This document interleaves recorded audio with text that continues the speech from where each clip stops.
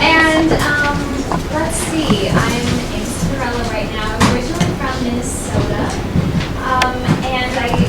Minnesota, I grew up in a suburb of Minneapolis, which happens to be a really great theater town. So I did a lot of theater there. And I've always kind of wanted to be on Broadway. I don't know what you're doing. Just regular chairs. I'm not, I don't.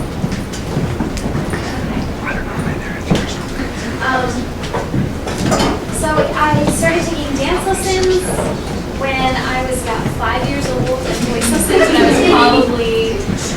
I was probably about 9 or 10. And so you started pretty young, like these folks. I did, and I always. Is that a good time to start? Actually, I kind of think everyone has a different story. You can start when you're older, if you have a passion for it, you all of a sudden realize, like, in high school, you're like, oh, I'm really good at singing, like, maybe I should pursue this. There are people on Broadway that started pursuing it in college or after college. So it kind of depends. I think for dance, it's important to start young. And I'm glad that I did, just because I have the background, like, in ballet and tap, and, like, I know those things that I'm very grateful for. And I'm not, like, as good at dance as I used to be. I stopped dancing in high school because I chose to kind of pursue theater more full-time than dance. So I was doing like competition dance. I was like involved in 8 numbers every year, and my mom sewed dance costumes. We did that whole thing. So it was a huge time commitment, but I decided to eventually quit dance after 12 years to have time to do theater more, where I could sing and dance and act all in one thing. Do you remember the first show you ever saw that made you say, I want to do this? I remember seeing, actually at a very young age, I saw Miss Saigon, which is probably not appropriate. But I remember being so moved by it. And so it was a touring production that came through Minneapolis. And so I saw Miss Saigon. I think I also saw Les Mis at a young age. I remember seeing Annie at a young age. But I grew up listening to like Broadway musical soundtracks. And like I had Secret Garden, and I acted it out in my living room. And I played like all of the parts. How many of you have done that at some point? Yeah. So like I sang Castle on a Cloud in my kindergarten talent show. Like, so I always kind of loved singing, and then my parents saw that and got me involved in dance lessons. And then I did my first show when I was in 2nd grade. I played Munchkin and the Wizard of Oz. I did not have any lines, but I really loved it. And I was like, why don't I play Dorothy something? You know what I mean? Like I looked up to the girl that played Dorothy so much. It was Alyssa Amundsen. I still remember the name. And I was like, oh my God. And I went on to, I did the Wizard of Oz 4 times in my life so far. And I played the Munchkin that first time, and then I was in the ensemble when I was in high school. My community theater did it. And then I played Dorothy twice after that at another theater, and then a professional theater in Minneapolis, and then professionally my senior year of high school. So, yeah, I'd say that was definitely inspiring, getting to be in the Wizard of Oz and then see the girls doing Dorothy and like want to do that. Other than Dorothy, do you have a favorite role of all those that we probably know and love, from Sandy and Grease to Hope and Goes and Bunny and Clyde and of course Ella? Every show holds such a unique and different place in my heart, which is like so weird to say that. Like it's very hard to choose one. Like Dorothy was definitely like a dream role, and one I got to check off the list is very special. I got to play Peter and Peter Pan, and also when I was in high school, and that was really cool, so I got to fly and like do that whole thing. I think of the Broadway shows, I think Bonnie has been my favorite, just because it was a role that I got to create. No one has ever done it before, and I feel like the show and the role, like I was a part of it for 3 years, creating it from the ground up, and I feel like it was like written for me and around me and who I was and what I brought to the role and my strengths, which is so special. Because even with Cinderella, even though it's the first time it's been done on Broadway, it's been around. The musical's been around for a long time. There are movies of it, and in a way, it feels like we're doing it for the first time, because the script of our show has been completely rewritten. So it feels like a brand new retelling of Cinderella. And like with Grease, everyone has like this Olivia Newton-John thing in their mind, and there's these expectations to meet. It was fun for what it was, but I would say Bonnie was my favorite, and then probably Nellie in South Pacific, because I feel like from doing that show, I feel like I went from being a girl to being a woman, getting to do that show, which was really amazing. I feel like I got to grow up when I did that episode. Nellie was so just kind of complex and a very special character. Do you have a dream role that you still like to play?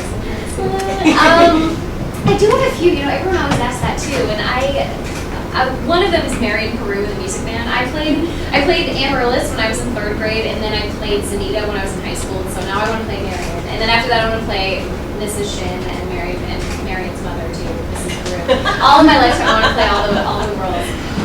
So that would be fun. And then something like I can tap dance too. So something like Peggy Sawyer, 42nd Street, maybe Millie and Bruno Millie, or something like Belle, Beauty and the Beast would be very fun. Easy but very fun. Yeah, but I feel like after doing something like Bonnie and Clyde when a role is like created for you, my dream would be to play a role that's not yet created. So I don't know. Oh, pretty cool. Would you like to get to the store? That would be lovely. Oh, that's good. Maybe I don't have to do the spinning thing forever. Hey, Laura. Somebody wants to say hi. Hi, Dad. You guys got to see Beth, right? Or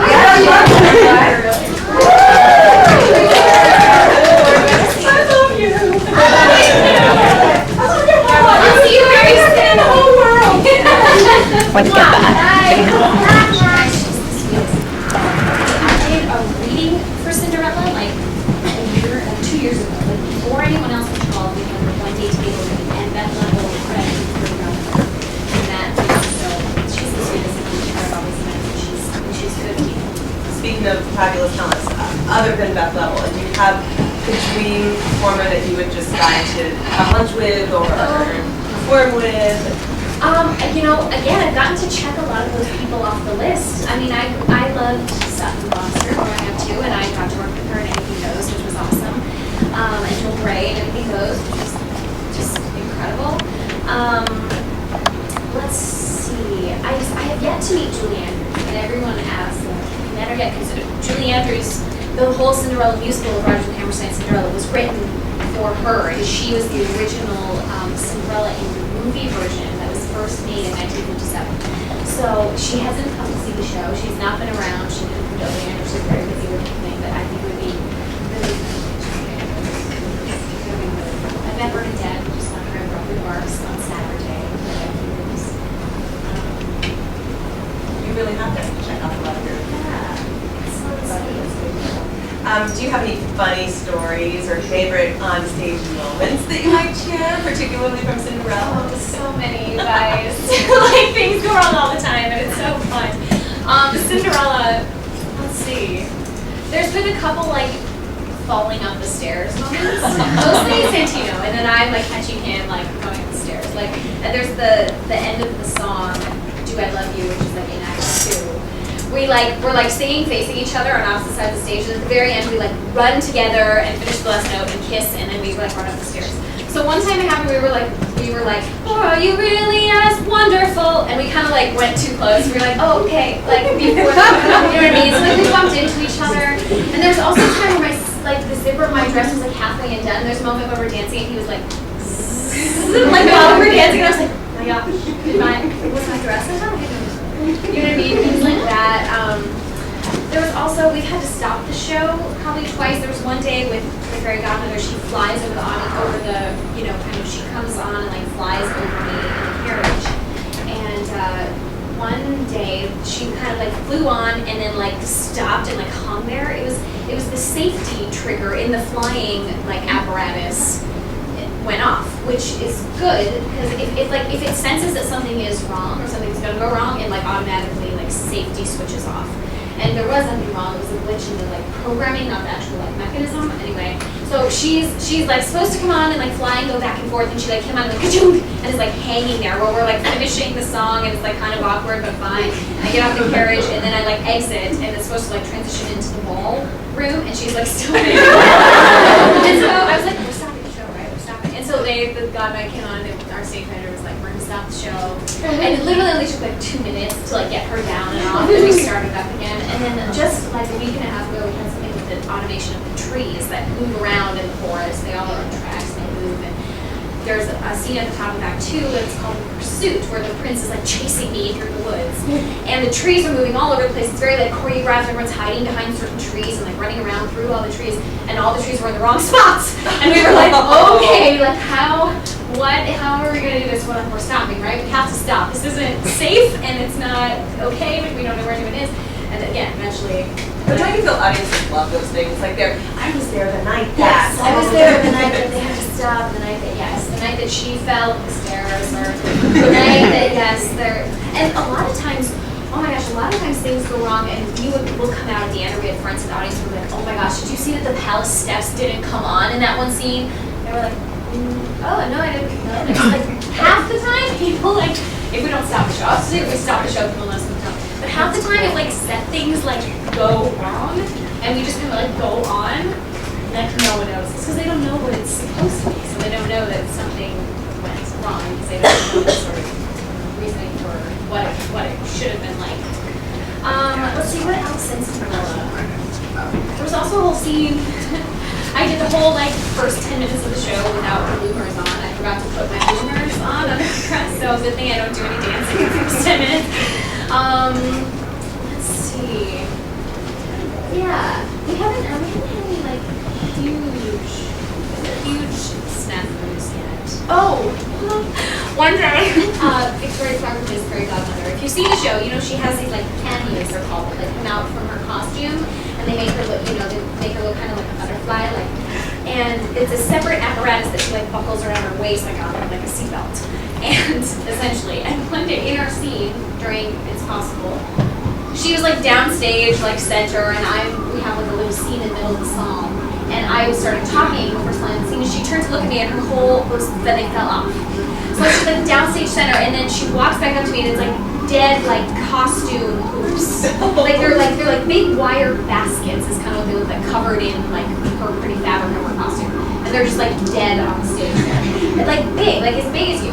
And so she's literally like, we're doing the scene, and I'm like, okay, should I take care of that? Are you gonna take care of that? Are we gonna like ignore it, or are we gonna take care of it?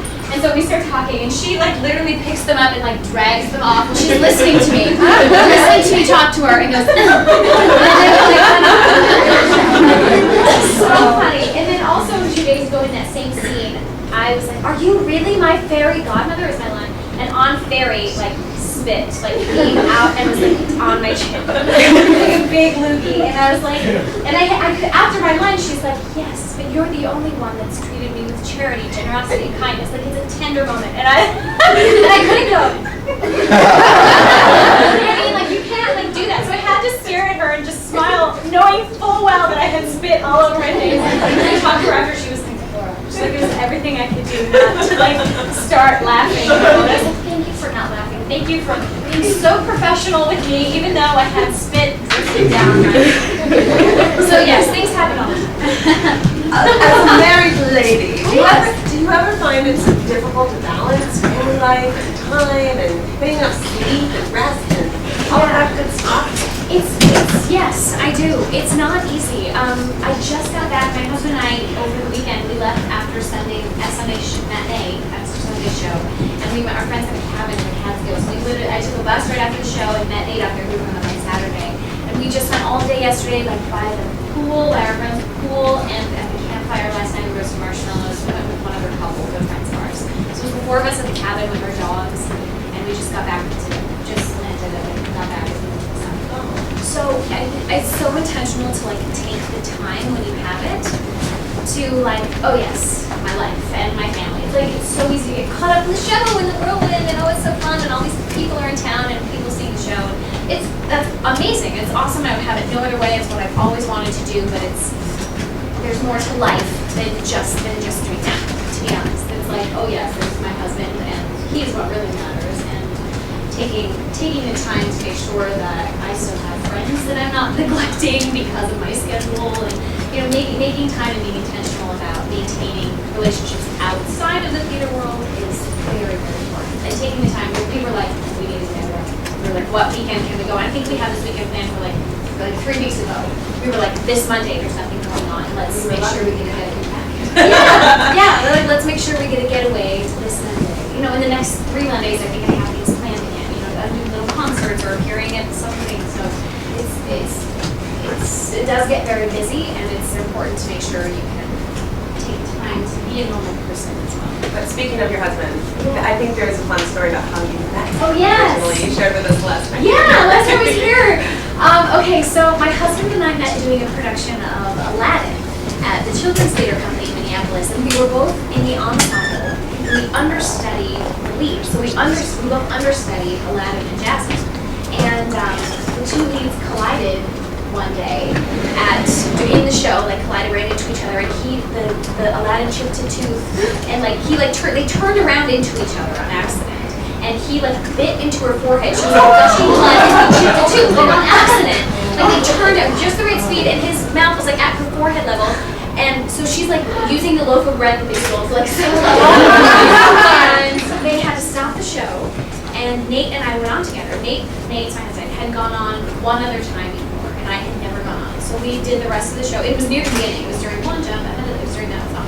So we had the whole rest of the show to do together. We wrote the magic carpet. We were friends at the time. We definitely had chemistry, but nothing was official. And our first kiss was on stage as Aladdin and Jasmine, rose petals falling, everybody singing "Whole New World." And then a few days later, we were like, this is kind of inevitable. But the funny thing is that we went on to get married. Obviously, it's awesome. It's great. But the funny thing is that he was the person that was originally cast as that role to be in the ensemble and cover Aladdin was Santino Fontana, who's playing my prince. And Santino went to school in Minnesota, went to college in Minnesota, which is where I'm from. And so he was in Minnesota at the same time and had auditioned for Aladdin and was actually cast as the understudy role, and ended up turning it down because he moved to another show in Guthrie, which is where he was going to school, and he became a resident after there for 2 years. And so Nate was then cast in that role, which is a good thing. Santino turned it down so that I could meet Nate, but obviously Santino and I were destined to work together at some point, and so here we are. Very small world story. And with that, I think we will open the floor to your questions.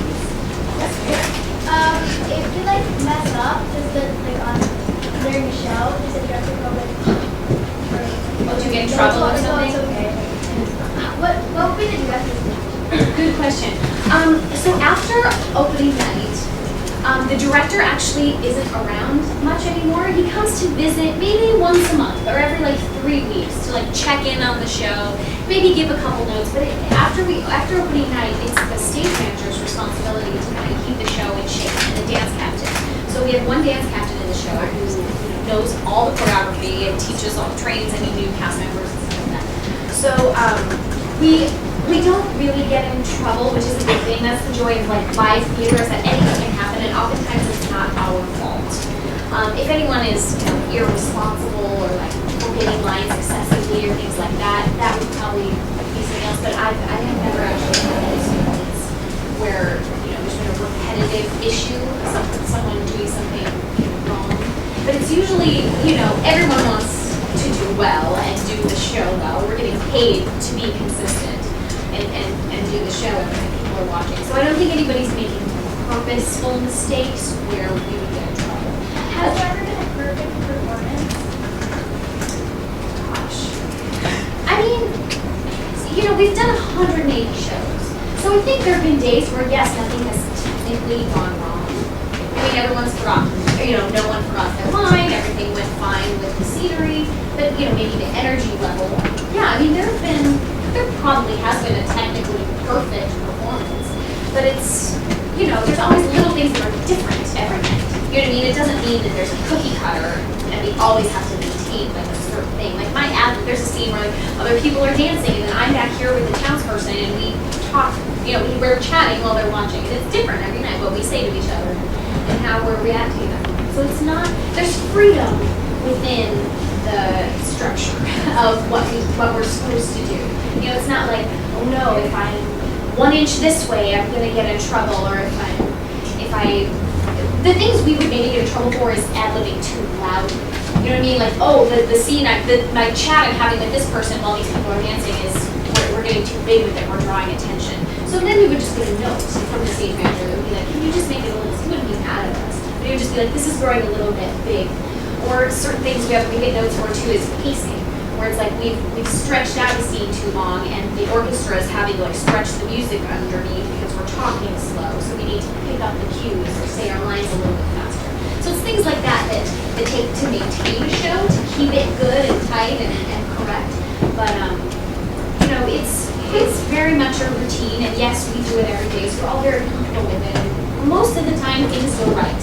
You know what I mean? Most of the time, yes, things do go right, but occasionally, since it's live theater, things Right? Okay. I know in the show that you like unsnap your costume and it turns into your ball gown dress. How long did that take to practice? Very good question. You know, to be honest, it took a little finessing to make it look natural, like it was kind of happening to me. But the first time I ever did the costume, I have 3 magical costume changes. The first time I did all 3 of them in like the costume shop when they were making them, they worked. So it was literally like, all you have to do is this, Laura. And I was like, and it will turn to a dress. And they're like, yeah. I was like, okay. So like I did it and it worked. You know what I mean? The very first time I ever did it. So the design behind it is foolproof. And it just took a little practice for me to be like, okay, how can I make this look as graceful and as natural and as magical as possible? But it's the design behind it. It's all like old school stage magic, like snaps and Velcro, and we're not relying on technology or like I push a button and it happens to me. No, like or like blackouts and body doubles. We're not doing anything. All the magic happens before your eyes, and it's pretty amazing. So it took a little finessing to make it look as good as it does, but it's kind of foolproof the way that it's all set up. It works every time. That can't be great. How do you keep up with your voice, with your vocal training? I mean, doing so many shows a week. Like, what are your kind of your secrets to that? Yeah, you know, it becomes a lifestyle being in a Broadway show because I thankfully haven't missed a show yet. I haven't called out yet since January. So, I've gotten sick twice during the show, but I know what it feels like when I wake up in the morning. Now that I've like done it long enough, I know that feeling in my throat that I get when I wake up in the morning. I'm gonna get sore throat. And I call the doctor immediately, and I have a great like ENT and every side they go to, and she'll give me like a prescription, like a Z-Pack or something else to like nip it up. And I'm still at the point where I can do the show, but my throat hurts, so I just ease out. I just like ease back a little bit. And usually the second day's worse, and then the second day will be harder to get through, and then by the third day you're like getting better. So I thankfully haven't missed a show, but I drink a lot of water. I get a lot of sleep. I sleep in. I try not to. I don't really party. I don't drink. It's talking over loud like atmospheres at dinner, at restaurants, or like at parties where there's music or bars or things like that. That's what does it for me. So oftentimes, you know, my husband's like, hey, do you want to meet this person this place? Like I can't. You know, you sacrifice your social life a little bit, maybe. At least I've found. But with this show like Cinderella, all the music is very, it sits in like a nice place in my voice where it's not hurtful or harmful to sing. During Bonnie and Clyde, I remember having to be even more hermit than I am now.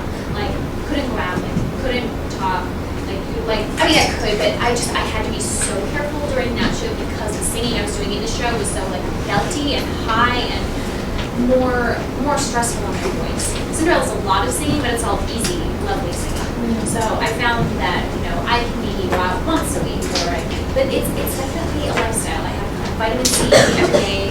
I have like throat coat tea and every kind of throat spray and like Ricola cough drops and vitamin C drops that I take all the time. Yeah. Okay, so I have a question about Grease, just one that I want. Yeah. So I know we all saw it on TV like a while ago, but 2007. yeah. But I was wondering, you know, like from your perspective, what that was actually like. Sure. You know, I never thought it would be like that reality show. I think I did the show because I was playing Sandy at the time at a regional theater in Minnesota, and so I had heard about it, and I kind of felt this pull in my heart that was like, I should go, you need to do this. And I was like, my director will never let me out. Like, I'm in a show right now. I can't just like leave for the weekend and fly to LA and audition. But I wrote him a letter and I was like, hi, this is an opportunity. You're feeling I should do this thing. But obviously my first commitment is to the show. What do you think? And he gave me permission to go. So I went to the show for a weekend and fly out there, which was like divine in the first place. And stood in line with like 1,000 people. They had to shoot in 4 cities. So I was in LA and just kept making it to the next level. And I finally made it to the top 6 boys and 6 girls who performed live on national television every week. The 12 of us all lived in a house together in LA rode in like 2 passenger vans everywhere at the same time. Like, we couldn't go to the grocery store. Like, it was very weird. It was like this reality TV bubble, kind of this. It wasn't like cultish, but it was just like this strange. Like, you have to be so careful about what I said in every interview because they can take like a sentence and like make you, appear a certain way. Like one of the girls, Juliana, they made us answer every week, like in interviews. They'd be like, "Why are you a better Sandy than Kate?" And so I would be like, "I would be a better Sandy than Kate because blah blah blah blah." And you're like, "That's horrible." Like, and so what we all talked about it. We're like, "You guys, please don't take anything personally. Like they're making us all do this. You know what I mean?" And so yes, it's this weird competitive atmosphere. But yes, we all want to win. So there's like a certain element of like, yes, like wanting to make yourself like appear higher than the others, but wanting to be humble about it and like a normal person at the same time. Like, so it was things like that were very weird. It made us all really feel uncomfortable. We got along surprisingly well considering the situation we were all in. I'm still, good friends and keep in touch with a lot of those kids. But like Julianne in one interview, she said like I'd be a better Sandy than I forgot what she was talking about Kate because she said I am very, very talented and this is what I've always wanted to do. You know what I mean? So instead of putting down Kate, which is also horrible, she tried to say something good about herself. And they took that clip of her saying, "I am very, very talented," and they used it over and over again and made her look like a snob. And she's not, you know what I mean? So it's things like that we're trying to do a reality show that we're just like, it's not reality. You know what I mean? Like, it made me just go like, I have to be so careful about what I say because they can twist anything. And I think that's maybe partially why, like, on the reality show for me, like, they were not really following my story early on. I just tried to kind of, like, be myself. And I wasn't like, oh, I'm going to stand in the front so they notice me. I was just like, I'm going to do my thing. And if that's good enough and if that's what they want, then they'll notice me. And thankfully, that mentality kind of worked out. And I think, to be honest, it's kind of a good mentality to have.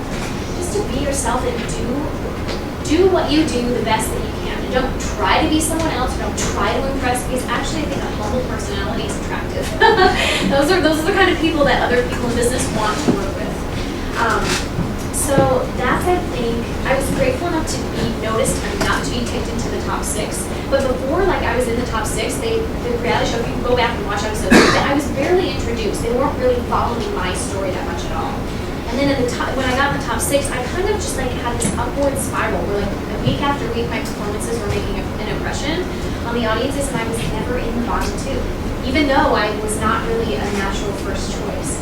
And so as we're like, they were following Ashley Spencer almost the whole time. She was such a natural, she was the runner-up on the show and she's gorgeous and she's blonde and she can dance and sing and act and cameras loved her and they followed her story a lot kind of from the beginning.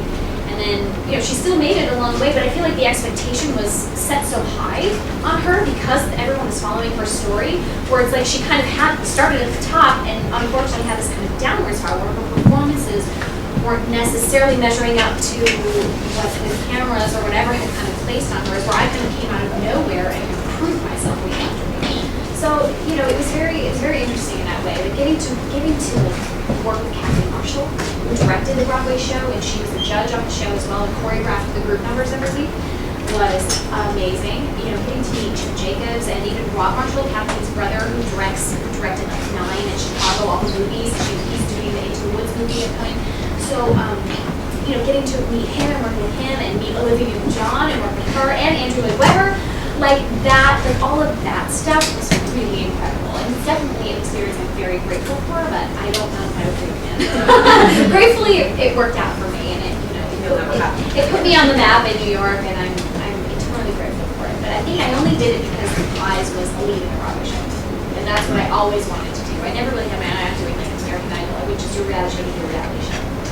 How many of you would like to be the Broadway show experience? Great. I think we have time, folks, for 1 or maybe 2 more questions because we want to get a chance to sing for you a little bit, right? So you want to choose which one? Oh, you should choose. I feel that. Do you still, even though you've been in a lot of shows and had really good parts, do you still get really excited when you get asked to do something? Yes! Okay. Well, for Cinderella, I was invited by the producers to do a reading like 2 years ago. So, and then I just stayed with the project. So, but when I first met that Paula, she was like, we're doing a reading of Rogers and Hammerstein Cinderella. We're trying to come up with a way to bring it to Broadway. We'd love for you to read for Cinderella. I'm like, yeah, like sign me up. Yeah, I want to do that. So, I was very excited, but I've been a part of Cinderella now for a while. Same with Bonnie and Clyde. I was in it from the ground floor. I did a reading and just stayed with the project. I remember when I auditioned, I did audition for Anything Goes, and currently the role of Hope had already been cast, and she ended up having to quit. She left the production. Nothing with her contract didn't go through the way she wanted, so she left. So they were suddenly searching for a new Hope. And I had worked with Kathleen Marshall on the pre-show, same director as Anything Goes. And I was doing Bonnie and Clyde out of town at the time, and they wanted me to fly in on Monday and audition. And I was like, what can I possibly show Kathleen that she hasn't already seen me do? Like, I don't expect you to offer roles, but I just was like, well, how can I walk in there and impress them? Because she's already seen me do everything. And so I sang one song and did one scene from that show. And Colin Donald was there, who I had worked with before on something else. So it was really fun to see Colin. I didn't know he was Billy. I didn't know we were playing off each other. I thought it was just going to be a reader in a room. And so I walked through and Kathleen was there. And I thought my song went like great. I was like, okay, good, I have a good voice. It's not really pretty. And then I did the scene work and it was like fine. She gave me a couple notes. I did it again. And then they were like, great, Laura. And I was like, okay. And then I was outside like getting my things together and casting director Cardigan stepped out and was like, Laura, can you hold on 1 second? And I was like, yeah. So I waited and I was like so excited. And then he came back out and he was like, oh no, we're good. So I was like, okay. And then literally an hour later, I got the call saying I got the role. And I cried. I was at Starbucks around the street. I met my husband Nate while I was home for the day. And I was like, wait, they chose me? Like they want me? Yes, I was elated. I was so elated, and I'd always wanted to work with Sutton, and I obviously wanted to work with Kathleen again. And so, it was that thing where it's like, despite my kind of like, what am I gonna do? How can I possibly and then I was disappointed, and I was like, oh, okay. And then an hour later, I got the call. So obviously, someone else just had to approve me. Kathleen probably already had me in mind. They obviously didn't need to see me do much because I just did that and then I got to leave. But yes, I'm always very excited. I got to do this. The other thing I got really excited for was the Sound of Music concert at Carnegie Hall that I did last year. And I literally got a phone call from Rob Fisher, who was the music director, who musically directed Anything Goes. So he had worked with me in Anything Goes. And then I got a call and was like, hi, we're doing a symphonic version of the Sound of Music and we would love for you to be Maria. And I was like, Maria? Like Maria in the Sound of Music. And I was like, I never got to be Liesel. Don't you play Liesel first? And then I thought it was more like maybe right for Liesel. And they wanted me, little me, to be Maria. Like that was just, I don't know, it was just blew my mind. So yeah, I'm very honored. It's amazing. Let's do one more.